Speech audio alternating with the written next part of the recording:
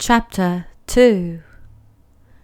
Thus, I lived alone, with no one I could really talk to, until I had an accident in the Sahara Desert 6 years ago.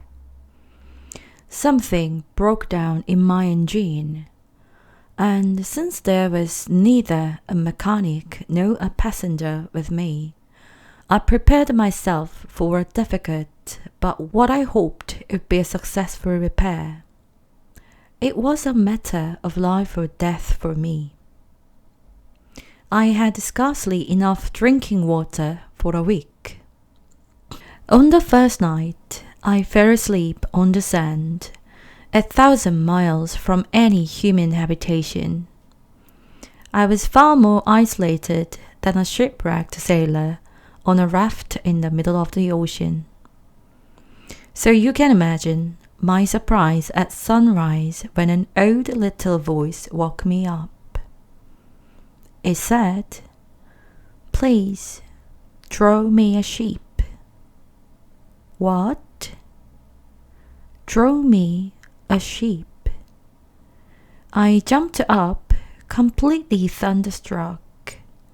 I rubbed my eyes, blinked hard, and looked carefully around me. And I discovered an extraordinary little boy watching me gravely. Here is the best portrait I was able to draw of him later.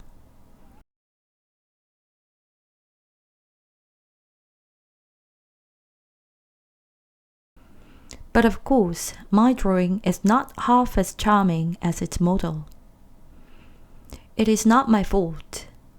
I'd been discouraged by grown-ups in my career as a painter when I was 6 years old, and I hadn't learnt to draw anything with the exception of boas from the outside and boas from the inside.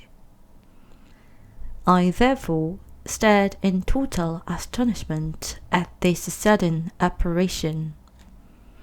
Do not forget that I was 1,000 miles away from any inhabited region.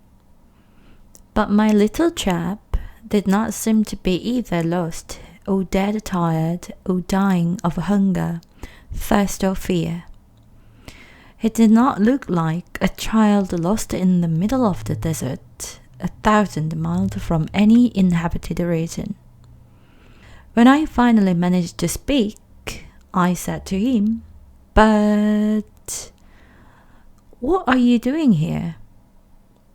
Whereupon he repeated softly and gravely, "Please draw me a sheep."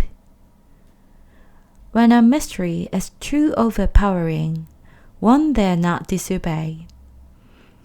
Absurd as it seemed to me 1,000 miles from any human habitation, and in danger of death, I took a sheet of paper and my fountain pen out of my pocket.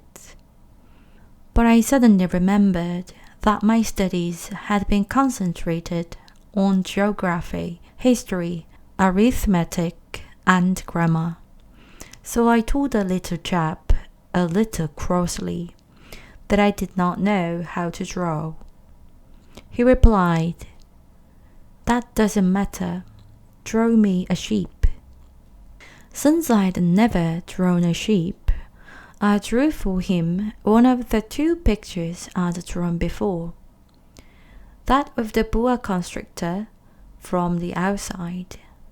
I was astounded to hear the little fellow saying, No, I don't want an elephant inside a boa. A boa constrictor is a very dangerous creature, and an elephant is very cumbersome. Everything is very small where I live. I need a sheep. Draw me a sheep." So I drew. He looked at it carefully and said, "No, that one is already very sick. Draw me another one." And I drew. My little friend said gently and indulgently, "Don't you see that is not a sheep, it is a ram. It has horns." Once again, I made another drawing, but it was rejected too. like the previous ones. This one is true word. I want a sheep that will live for a long time. My patience had run out by then, as I was in a hurry to start dismantling my engine as soon as possible. So I scribbled this drawing, and I explained, that is only the box. The sheep you asked for is inside. But I was very surprised to see the face of my young judge lighting up. That is exactly the way I wanted it.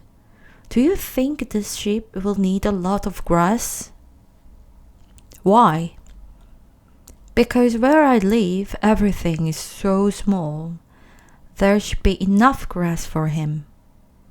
I've given you a very small sheep. He bent his head over the drawing. Not so small that look. He has gone to sleep. And that is how I met the little prince.